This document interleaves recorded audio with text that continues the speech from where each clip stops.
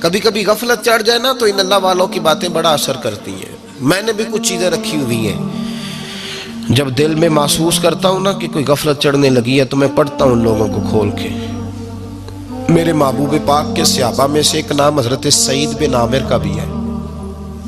Governor بنایا تھا یا عامل بنایا تھا حضرت عمر نے انہیں ایک صوبے پورے کا. آپ کے گورنر ہاؤس کے پاس سے گزرے تو گورنر ہاؤس پیدل چل نہیں سکتے آپ، اتنا بڑا ہے. تو یہ وہ گورنر تھا کہ ایک دفعہ مال غنیمت بہت زیادہ آیا تو حضرت فاروق اعظم نے اس صوبے کے لوگوں کو کہا کہ ایک شخص جو مالیات کا وزیر تھا، وزیر خزانہ تھا، اس کو جناب عمر فاروق رضی اللہ تعالیٰ عنہ نے کہا، وزیر خزانہ اس صوبے کے جہاں حضرت سعید بن عامر گورنر تھے، کہا کہ غریبوں کی لسٹ بنا کے بھیجو، میں فنڈ لگانا چاہتا ہوں. تو جب لسٹ بن کے آئی تو چوتھے نمبر پہ گورنر صاحب کا نام بھی لکھا تھا.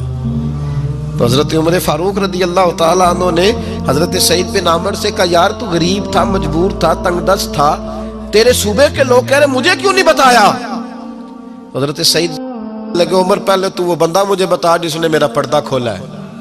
تو بندہ تو بتا، میں جانوں، میرا رب جانے، میں غربتوں کے رونے چوکوں میں کھڑا ہو کے نہیں روتا.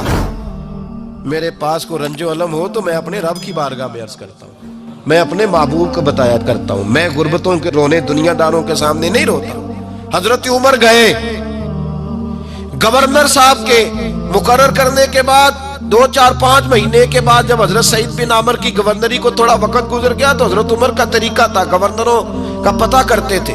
آپ کا طریقہ یہ تھا کہ جس علاقے کا گورنر ہوتا اس کی جامع مسجد میں سب لوگوں کو جمع کرتے اور پھر گورنر کو بھی بلاتے. تو کہتے کوئی شکایت ہے گورنر کی تو بتاؤ. مسجد میں جمع کیا، لوگ اکٹھے ہو گئے. حضرت فاروق اعظم رضی اللہ تعالیٰ عنہ نے فرمایا، گورنر کی کوئی شکایت ہے تو بتاؤ. تو صوبے کے لوگ کہنے لگے 4 شکایتیں ہیں گورنر صاحب کی. سننا ذرا دل کھول کے، 4 شکایات. کون سی؟ کہ پہلی شکایت یہ ہے کہ جب یہ نئے نئے آئے تھے تو فجر کے بعد مسجد میں بیٹھ جاتے تھے، جس کا دل کرتا تھا مل لے. اب یہ فجر پڑھ کے گھر چلے جاتے ہیں اور اشراق چاشت کے وقت 8-9 بجے آتے ہیں. دوسری شکایت یہ ہے کہ یہ پہلے رات کو بھی ملتے تھے، اب صرف دن کو ملتے ہیں، رات کو نہیں ملتے. اور تیسری شکایت یہ ہے کہ ہفتے میں ایک دن ملتے ہی نہیں. چوتھی شکایت یہ ہے کہ کبھی کبھی روتے ہیں تو بے ہوش ہی ہو جاتے ہیں. کتنی دفعہ ملے ہو اپنے ایم این اے کو؟ بولے کتنی دفعہ ملے ہو؟ ووٹ اپنی مرضی سے دینا پر سوال کا جواب تو دو نا. کتنی خادم نہیں قوم کا؟ خادم نہیں، کتنی دفعہ ایم پی آپ کا حال پوچھنے آئے ہیں جس مسجد کے دروازے پہ بیٹھا ہوتا ہے؟ یہ گونگا بہرا اور اندھی جمہوریت ہے؟ رنگ وہی بہتر ہے جو محمد عربی کے غلاموں نے ہمیں عطا فرمایا ہے صلی اللہ تعالی علیہ، اور یہی چراغ جلے گا تو روشنی ہوگی. حضرت سعید بن عامر گورنر، اور میں اکثر کہتا ہوں اسی دھرتی پر یہ وہ نور والے لوگ تھے جنہیں میرے رسول نے نور عطا فرمایا تھا. یہ ہے تربیت میرے نبی پاک کی. حضرت عمر نے گورنر کی طرف دیکھا، فرمایا بتائیں جناب آپ کی شکایت آئی ہے. پہلی شکایت یہ ہے کہ آپ پہلے فجر کے وقت ملتے تھے، اب اشراق چاشت میں ملتے. حضرت سعید بن عامر رضی اللہ تعالیٰ عنہ کہنے لگے، حضور اگر آپ نہ ہوتے کوئی اور پوچھتا تو میں کبھی نہ بتاتا. حضور میری مجبوری یہ ہے کہ میری بیوی بیمار ہو گئی ہے اور معذور ہو گئی ہے ٹانگوں سے. میں غریب آدمی ہوں، نوکر نہیں رکھ سکتا. اس بھلی مانس عورت نے 30 سال میری نوکری کی ہے، اب وہ بیمار ہو گئی ہے تو کیا میں اس کو چھوڑ دوں؟ میں سویرے اٹھ کے اپنے گھر میں جھاڑو دیتا ہوں، برتن دھوتا ہوں، آٹا گوندتا ہوں، روٹی پکاتا ہوں اور اپنی باوفا بیوی کے منہ میں لقمے ڈالتا ہوں. حضور وہ پخانہ پیشاب کرتی ہے تو وہ بھی میں صاف کرتا ہوں. وہ میری ذمہ داری جو ہوئی تو ذرا دیر ہو جاتی ہے. بس پہلے سوال کا جواب آیا تو لوگ کہتے ہیں ہمارے جسم کے رونگٹے کھڑے ہو گئے. پھر کہا آپ کی دوسری شکایت یہ ہے کہ آپ ہفتے میں ایک دن ملتے نہیں. تو حضرت سعید بن عامر کہنے لگے، حضور کاش یہ لوگ مجھے رسوا نہ کرتے، کاش سرعام نہ پوچھتے تو میرے اور میرے رب کا راز تھا، یہی بہتر تھا. فرمایا कह चुका हूं ना, गरीब हूं, जोड़ा एक ही है मेरे पास। ठंड का मौसम है तो हफ्ते में एक दिन कपड़े धो के खुश्क होने को डाल के बीवी के कपड़े पहन के बैठा रहता हूं, और जरा शाम हो जाती है बाहर आने में तो क्या करूं, नहीं आ पाता। कहा तेरी तीसरी शिकायत यह है कि तू रात को नहीं मिलता, सिर्फ दिन को मिलता है। तो हजरत उमर कहते हैं अपनी सफेद दाढ़ी जनाब सईद बिन अमर ने जोर से पकड़ ली। कहने लगे उमर यार इधर देखना, है कोई बाल काला, सफेद नहीं हो गए सारे, इसका मतलब है फल पक गया, पता नहीं मालिक कब बुला ले। गुनाहों की लिस्ट बड़ी लंबी है। मुसल्ले पे बैठ के मालिक को मनाता रहता हूं, उसको कहता हूं यहां पर्दे रखे हैं तो वहां भी मेरे पर्दे रखना। मैं सारी रात दिन मैंने रखा हुआ है मखलूक के लिए, रात रब के लिए रखी है। उमर क्या करूं, वहां भी तो जाना है ना, नहीं मिल पाता। हजरत उमर की आंखें आंसुओं से भर गईं। फरमाया चल चौथी बात बता। कभी कभी बेहोश क्यों हो जाता है रोते रोते, तो फिर रोने लगे।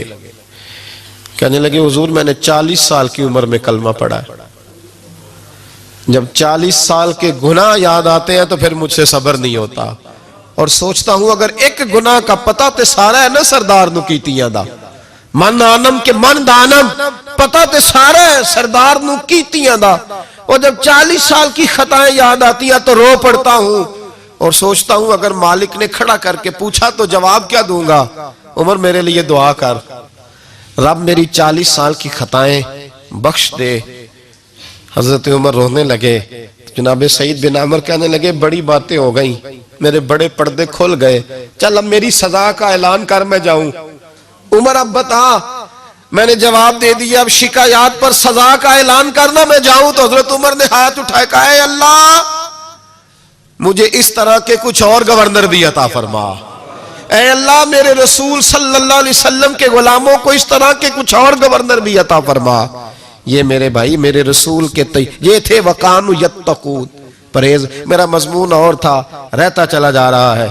ये मुत्तकी लोग थे, ये परहेजगार थे, ये है जिनको कुरान कहता है अला इन्ना औलिया अल्लाह ला खौफुन अलैहिम वला हुम यहज़नून। मेरे आला हजरत फाज़िल बरेलवी के छोटे साहिबजादे मुफ्ती आज़म हिंद मौलाना मुस्तफा रजा खान साहब रहमतुल्लाह अलैह के पास एक लड़का बांध के लाया गया रस्सियों से, हुजूर जिन्न है इस पे। वो लड़का बड़ी अजीबो गरीब बातें करता, उसके माँ बाप भी साथ आए। बाप पर्दा, माँ की शान में उसने कोई बेदबी कर दी तो मुफ्ती आजम खड़े थे, तब हुजूर दम कर दे, जिन्न है इस पे। हजरत मुफ्ती आजम दम करने लगे तो उसने अपनी अम्मा को पता नहीं क्या कहा, तू मुझे लेके जाती है, देख लूंगा मैं तुझे। माँ की बेदबी की तो मुफ्ती आजम ने एक थप्पड़ मारा बच्चे के मुंह पे, जिस पे जिन्न था, रस्सियों में थप्पड़ मारा। वो थप्पड़ मारना था, जिन्न दूर हो गया। हुजूर गौसे आजम के नायब थे, वक्त के औलिया के इमाम थे मुफ्ती आजम। अब बच्चा सही हो गया, रस्सियां खुल गई, घर चला गया। शाम को गुलामों से कहने लगे चलो उस बच्चे के घर चले। उसके घर पहुंचे, दरवाजे पे दस्तक दी तो घर वाले बाहर आकर हुजूर आप हमें हुक्म देते, फरमाया बच्चे को बुलाओ। बुलाया, फरमाने लगे बेटे से ठीक है, कहाँ ठीक है। फरमाने लगे अल्लाह की रिजा के लिए मुझे माफ कर दे, मैंने तुझे थप्पड़ मार दिया था, माफी दे दे। कहा हुजूर आप क्या कर रहे हैं। फरमाया बेटे तेरा इलाज ये था, एक तो तू माँ की बेदबी कर रहा था, दूसरा तेरे ऊपर आसेब था, थप्पड़ ना मारता तो आसेब जाता ना, पर मेरे एक थप्पड़ से रुखसत हो गया। लेकिन मुसलमान को तकलीफ देने का मतलब नबी पाक को तकलीफ देना है। मुझसे नमाजें नहीं पढ़ी गई, मेरे दिल पे इतना बोझ था, बड़ी मुश्किल से मैंने अपनी इबादत की है 5 वक्ता, मेहरबानी कर। ये थे मुत्तकी लोग, मुत्तकी परहेजगार, जरा भी अल्लाह की नाफरमानी से डरते थे। इन औलिया की मोहब्बत जरूरी है, इन औलिया की मोहब्बत, इनका प्यार ये बहुत जरूरी है। ये वली बड़ा कुछ देते हैं, इनकी मोहब्बत बड़ा कुछ अता करती है। ये अल्लाह तबारक व तआला के बंदे को अल्लाह के करीब कर देते हैं, कुर्ब देते हैं।